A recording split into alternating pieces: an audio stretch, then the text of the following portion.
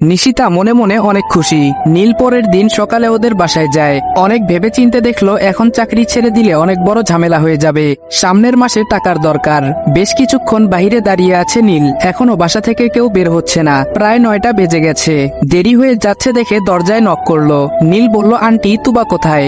দেরি হচ্ছে তো। তনুর মা বলল, ওরা কেউ আজকে যাবে না, তুমি বরং কালকে এসো। নীল বলল, কেন আন্টি, কোনো সমস্যা হয়েছে? আন্টি তখন বড় বড় চোখে তাকিয়ে থাকলেন নীলের দিকে। মনে মনে বললেন, সব সমস্যা বাড়িয়ে বলছে কোনো সমস্যা। এখন কিছু বলাও যাবে না, মেয়ের জামাই বলে কথা, না হলে বেশ কয়েকটা কথা শুনিয়ে দিতেন। তনুর মা বলল, না বাবা, তেমন কোনো সমস্যা নয়, তনুর শরীর খারাপ তাই যাবে না। তখনই তুবা আসলো দরজার সামনে। তুবা বলল, নীল ভাইয়া তুমি এসেছো? নীল বলল, তোমরা নাকি আজকে যাবে না? তুবা বলল, না, এদিকে আসো, তোমার সাথে কথা আছে। তুমি কালকে পড়াতে আসনি কেন? আন্টি তখন ভেতরে চলে গেলেন আর তুবা নীলকে বাহিরে নিয়ে আসলো। তুবা বলল, আচ্ছা কি হয়েছে ভাইয়া, তুমি আপুকে কি বলেছো? নীল বলল, কই আমি কি বলবো, কেন কি হয়েছে তোমার আপুর? তুবা বলল, মিথ্যে বলো কেন, তুমি বলনি আপুকে বিয়ে করতে পারবে না? নীল বলল, আরে কি বলছিস বোন, তুইও পাগল হয়ে গেলি তনু আপুর মতো? তুবা বলল, আমি যেটা বললাম তুমি সেটার উত্তর দাও। তোমার জন্য আমার আপু কালকে থেকে না খেয়ে আছে। নীল বলল, আমার পক্ষে বিয়ে করা সম্ভব নয়। তুবা তুই ছোট মানুষ, কিছু বুঝবি না। আর হ্যাঁ, তনু আপুকে বলিস খেয়ে নিতে। তুবা বলল, আমি ছোট মানুষ? আচ্ছা আমিও দেখবো তুমি বিয়ে কিভাবে না করো। তুবা হনহন করতে করতে চলে গেল। এদিকে নীল বাসায় চলে আসে আর তুবা রুমে গিয়ে মামাতো ভাই শাওনকে ফোন দিয়ে সবকিছু খুলে বলে। বিকেলে নীল আর রিফাত বাসার সামনে টং দোকানে বসে চা খাচ্ছে। তখনই হামলা শুরু হয়ে গেল। শাওন সহ 8 জন 4টা বাইক নিয়ে এসেছে, হাতে লাঠি। শাওন বলল, এই নীল এদিকে আয়। রিফাত নীলকে যেতে মানা করে, কারণ শাওন ওদের কলেজে পড়ে, সিনিয়র বখাটে ছেলে। শাওন আবারও ডাক দেয়, কি হলো, তোর আসতে এতক্ষণ লাগে? নীল সামনে গিয়ে দাঁড়িয়ে আছে। নীল বলল, কিছু বলবেন? শাওন বলল, তুই এইগুলো কি শুরু করেছিস ভাই? নীল বলল, আমি আবার কি করলাম? শাওন ভাই, আমি আপনার কথা বুঝতে পারছি না। শাওন বলল, এই বেটা, তুই আমার কথা বুঝিস না? এতদিন তনুর সাথে রিলেশন করে এখন বিয়ের কথা বলতেই মানা করে দিলি। নীল বলল, সরি ভাই, আপনার কথাও ভুল হচ্ছে, আমি তনু আপুর সাথে রিলেশনে যাইনি। শাওন বলল, এই দেখ, মিথ্যে শুনলে আমার মাথা কাজ করে না। সেদিন মার্কেটে তোর জন্য কাপড় কিনেছে, ঘড়ি কিনেছে। ফুফু জিজ্ঞেস করলে বলেছিল শাওন ভাইয়ের জন্য কিনেছি। ও মা, পরে দেখি আমাকে না দিয়ে তোকে দিয়েছিল। সেদিন বুঝতে পেরেছিলাম তোদের মধ্যে কিছু চলছে, আজকে সেটা তুবা ক্লিয়ার করে দিল। নীল বলল, আরে ভাই আপনি ভুল ভাবছেন। শাওন বলল, এই চুপ, আর একটাও মিথ্যে বলবি না। সোনাই মুড়ি থাকতে হলে আগামী 3 দিনের ভেতর তোকে তনুকে বিয়ে করতে হবে। শাওন কোমরে থাকা বন্দুক দেখিয়ে দিল। সাথে সাথে নীলের গলা শুকিয়ে কাঠ হয়ে গেল। নীল বলল, ভাই আপনি আমাকে এইভাবে বলতে পারেন না। নীল বেচারা ভয়ে শেষ হয়ে যাচ্ছে। শাওন বলল, ওই চুপ, আমি কিভাবে বলতে পারবো? সেটা কি তোর কাছে থেকে শুনবো? ভালোই ভালোই বিয়েতে রাজি হয়ে যা, না হলে আমার পিস্তলের 2টা ক্যাপসুল তোর মাথায় গিটার বাজাবে। তখনই নীলের ফোনে কল আসলো। নীল বেচারা ভয় পেয়ে চুপসে আছে। এদিকে ফোনের রিংটোনের কারণে শাওনের কানে সমস্যা হচ্ছে। শাওন ধমক দিয়ে বলল, এই বেটা, ফোন ধরছিস না কেন? নীল ধমক শুনে ফোন রিসিভ করে। ওপাশ থেকে নূরজাহান বেগম কেঁদে দিলেন। নীলের বুঝতে অসুবিধা হয়নি এটা তার আম্মু। নীলও কান্না করে দিল। নীল বলল, আম্মু কি হয়েছে তোমার, কান্না করছো কেন? নূরজাহান বলল, আমাকে ক্ষমা করে দিস বাবা, আমি তোকে বুঝতে পারিনি, সত্যটা না জেনে আমি তোকে বাড়ি থেকে বের করে দিয়েছি। নীল বলল, আম্মু প্লিজ তুমি কান্না বন্ধ করো, আমার আম্মু কোনো ভুল করতে পারে না, প্লিজ কান্না বন্ধ করো। নূরজাহান বলল, কাল থেকে তোর ফোনে ট্রাই করছি, কেউ কল রিসিভও করছিল না, কোথায় আছিস তুই বল, আমরা এক্ষুনি তোকে নিতে আসছি। নীল বলল, তোমাকে আসতে হবে না, আমি আজকেই চলে আসবো। আম্মু বলল, কিন্তু তুই এখন আছিস কোথায় সেটা বল। নীল বলল, আমি এখন নোয়াখালী। আর কিছু বলতে পারলো না। তার আগেই শাওন ফোন নিয়ে বন্ধ করে দিল। শাওন বলল, কি রে তুই চলে যাবি মানে? কোথায় যাবি? নীল বলল, ভাইয়া আপনি আমার ফোন দিন, আমি বাসায় যাব।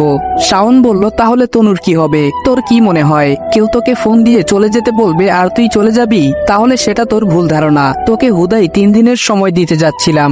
তোর আর তনুর বিয়ে আজকেই হবে। বিয়ের পরে যেখানে খুশি তনুকে সাথে নিয়ে যাস, কেমন? নীল বলল, প্লিজ ভাই আমাকে এখন যেতে দিন, আপনি যাকে বলবেন আমি তাকে বিয়ে করব, প্লিজ আমাকে এখন যেতে দিন। শাওন বলল, এই রিফাত আর আমার বোনের জামাইকে বাইকে তোল। দুজন মিলে নীলকে মাঝখানে বসিয়ে নিলেন, সাথে রিফাতকেও অন্য বাইকে তুলে নিলেন। কিছু দূরে গিয়ে শাওন তার ফুফুকে ফোন দিয়ে বলল, নীল তনুকে বিয়ে করতে রাজি হয়ে গিয়েছে এবং সে আজকেই বিয়ে করবে, বাসায় কাজী নিয়ে আসার জন্য। তার বাহিরে এসে নীলকে ওয়ার্নিং দেওয়া হলো, সায়েম তুই আর শুভ রিফাতকে নিয়ে আমাদের বাংলোতে চলে যা, আমি যখন বলবো তখন মেরে ফেলবি, যদি বিয়ে না হয় তবেই, তার আগ অব্দি একটা ফুলের টোকাও দিবি না। শাওন তার বন্ধুদের বলে দিল। ওরা রিফাতকে নিয়ে চলে গেল। নীল অসহায়ের মতো তাকিয়ে আছে। নীল বলল, ভাই আপনি আমাকে মেরে ফেলুন, কোনো সমস্যা নেই, তবুও রিফাতের কিছু করবেন না। শাওন বলল, দেখ ভাই আমি কাউকে কিছু করব না, আমার কথা শুনলে আমার মতো ভালো মানুষ তুই এই পৃথিবীতে দ্বিতীয় পিস পাবি না, আর কথা না শুনলে আমার থেকে খারাপ আর এক পিসও নেই, এখন দেখ তুই কি করবি। নীল বলল, ঠিক আছে ভাই আমি বিয়ে করব, তার আগে কথা দিন রিফাতের কিছু হবে না, আমার বিপদে ওনারা আমাকে আশ্রয় দিয়েছেন, তাই আমিও চাই না আমার জন্য রিফাতের কিছু হোক। শাওন বলল, আরে ভাই আমি অতটাও খারাপ না, তোর জন্য তনু মরতে যাচ্ছিল তাই আমি এরকম করছি, রিফাতের কিছু হবে না, এখন তুই লক্ষ্মী ছেলের মতো এই নে টিস্যু, মুখটা ভালো করে পরিষ্কার কর। শাওন নীলকে নিয়ে বাসার ভেতরে চলে যায়। এদিকে কাজীও চলে এসেছে। কেউ জানতে চায়নি নীল হঠাৎ করে আবার কিভাবে রাজি হলো, তাও আবার নিজের ইচ্ছায়। সবাই মনে করেছে শাওন তাকে বুঝিয়ে বলেছে তাই হয়তো রাজি হয়ে গিয়েছে। তুবা তনুর রুমে যায়। তুবা বলল, এই আপু তাড়াতাড়ি রেডি হ, নীল ভাইয়া চলে এসেছে, একটু পরে কাজীও চলে আসবে। তনু বলল, আচ্ছা তোর নীল ভাইয়াকে একটু আমার রুমে পাঠিয়ে দিবি। তুবা বলল, কেন, এখন রুমে এসে কি করবে, তাছাড়া আমিও বলেছিলাম আসতে। সে বলল একেবারে বাসর ঘরে আসবে। তনু রেগে বলল, থাপ্পড় মেরে কান লাল করে ফেলবো, চলে যা এখান থেকে। তুবা মুখ ভেঙচি কেটে চলে আসলো। অতঃপর বিয়েটা হয়ে গেল। কবুল বলার আগ অব্দি হাজারো চিন্তা মাথায় ঘুরপাক খাচ্ছিল। আল্লাহ এই কোন পরীক্ষায় আমাকে ফেলে দিলে, এখন যদি আম্মু জানতে পারেন আমি কাউকে না জানিয়ে বিয়ে করে ফেলেছি, তাহলে আবার আরেকটা ভুল বোঝাবুঝি শুরু হবে। যখনই সবকিছু ঠিক হতে যাচ্ছিল ঠিক তখনই আমার সব এলোমেলো হয়ে যাচ্ছে। তনু তুমি কাজটা ঠিক করনি, পস্তাতে হবে তোমাকে।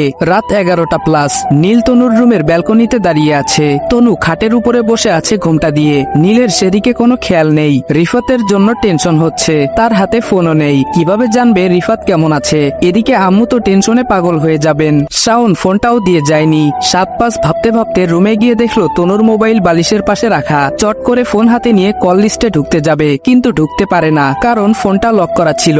এই মুহূর্তে তনুর ফোন দিয়ে কথা না বলা ছাড়া আর কোনো উপায় নেই। এদিকে তনুর সাথে কথা বলতেও ইচ্ছে করছে না, ফোন হাতে নিয়ে পায়চারি করছে। নীল বলল, লকটা খুলে দেওয়া যাবে। তনুর দিকে ফোনটা বাড়িয়ে দিল।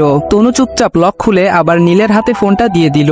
নীল এবার রিফাতকে কল করতেই রিফাত বলল, হ্যালো কে। নীল বলল, আমি নীল বলছি, তুই এখন কোথায়। রিফাত বলল, আমি তো বাসায়, কিন্তু তুই এখন বাসর ঘরে বিড়াল না মেরে আমাকে কেন কল দিয়েছিস। নীল চিন্তিত হয়ে বলল, তোর ফাইজলামির গোষ্ঠী শুদ্ধ বিনাশ করে দিব। শাওন তোর কোনো ক্ষতি করেনি তো। রিফাত হেসে বলল, আরে বেটা ওই শালা তো আস্ত একটা ফাপড়বাজ, শালা বাচ্চাদের খেলনা পিস্তল নিয়ে আমাদের ভয় দেখিয়েছে।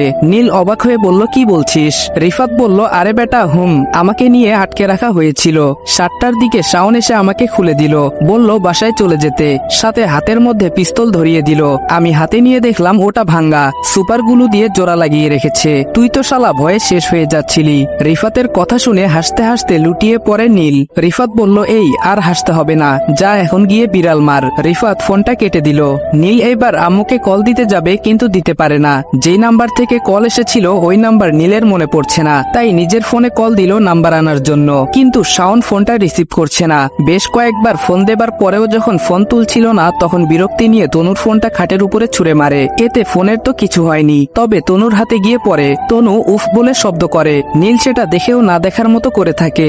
এদিকে হঠাৎ করে কথা বলতে বলতে ফোন কেটে বন্ধ হয়ে যাওয়াটা স্বাভাবিকভাবে নিতে পারেনি নূরজাহান ও জিসান, তাই তারাও নোয়াখালীর দিকে বেরিয়ে পড়লেন। 11টা 30 ঢাকায় চলে এসেছেন। এখন কালকে সকালে যাবেন নোয়াখালী। জিসান অবশ্য নীলের নাম্বারটা পুলিশের কাছে দিয়ে রেখেছে। তনু নীলকে বলল, রাত অনেক হয়েছে, ঘুমাবেন না। নীল ব্যালকনিতে দাঁড়িয়ে আছে।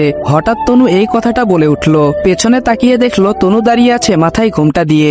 নীল বলল, না আমি ঘুমাবো না, আপনি ঘুমান আরামসে। তনু বলল, এরকম ভাবে বলছো কেন।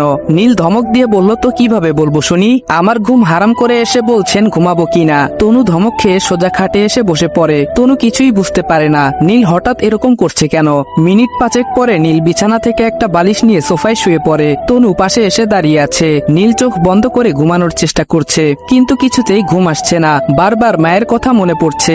সবকিছু তো ঠিক হয়ে যাচ্ছিল, মাঝখানে এই আপদটা এসে সব গোলমাল করে দিল। চোখ খুলে দেখে তনু এখনো দাঁড়িয়ে আছে।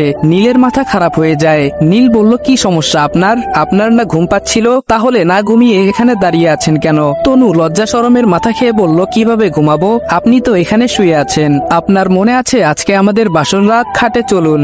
নীল বলল, বুঝলাম বুঝলাম না কিসের বাসর রাত, আমি তো এই বিয়ে মানি না, আমাকে জোর করে এই বিয়েতে রাজি করানো হয়েছে। আপনার লজ্জা করলো না নিজের থেকে 3 বছরের ছোট একটা ছেলেকে বিয়ে করতে? তনু বলল, আপনি না নিজের ইচ্ছেতে আমাকে বিয়ে করতে রাজি হয়েছিলেন, তাহলে এখন কেন